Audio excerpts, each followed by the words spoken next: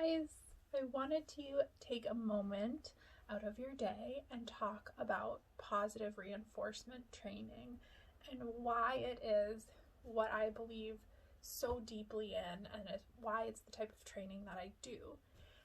Because it works. Period. End of story. They do not put prong collars or choke chains or electric shock collars on any of the animals in the zoo. They don't put it on lions, tigers, bears, oh my. None of those animals are trained with that type of training because it's dangerous.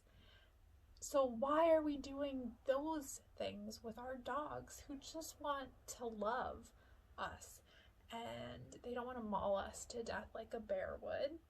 So why do we want to shock them? We don't. We want to do positive reinforcement training. Now, whenever anybody hears positive reinforcement, the first thing they always say is, well, my dog's going to become dependent on treats and I'm always going to have treats on me. Not necessarily true, but also, is that really the worst thing in the universe? To have a dog that loves you unconditionally, will do what you want when you ask, and all you have to do is have a couple of treats on you? That doesn't seem that bad to me. It seems like a fair trade. I'm also going to be posting a video about finding out what motivates your dog the most. Positive reinforcement doesn't have to equal treats. Some dogs don't want to work for treats. Some dogs would rather work for a tennis ball or a frisbee. Other dogs will do just about anything for a pat on the head. So all of those things are also positive reinforcement. Positive reinforcement does not have to equal treats. We use treats in positive reinforcement training because it's easy, it's quick, and it's efficient. And when you're in a class setting, or even if you're doing like a little 10-minute training thing at home, treats are the easiest option. But positive reinforcement can be a game of tug. It can be a walk around the block. They can earn other things that the dog deems worthy. The dog chooses what is reinforcing.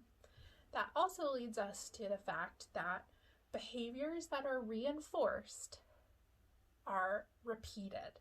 So reward the behaviors you want to see in your dog with a piece of cheese or a game of fetch, and they will continue to happen. Ignore the behaviors you don't want to see more of. So if your dog is jumping on you, don't push them down, don't say off. Ignore them, walk away. And guess what? Your dog will eventually learn that jumping on you doesn't get them anything. Sitting nicely gets them a pat on the head as well as maybe a piece of cheese. So think about it, guys. I'm going to also be posting a video with CJ showing you how to figure out what is going to most motivate your dog. Keep in mind, it can change every day. One day it might be that piece of cheese, the next day it might be that game of fetch. So play to your dog's strengths and figure it out every day to see the most out of your dog training. All right, guys, get out there, train your dogs, and have some fun.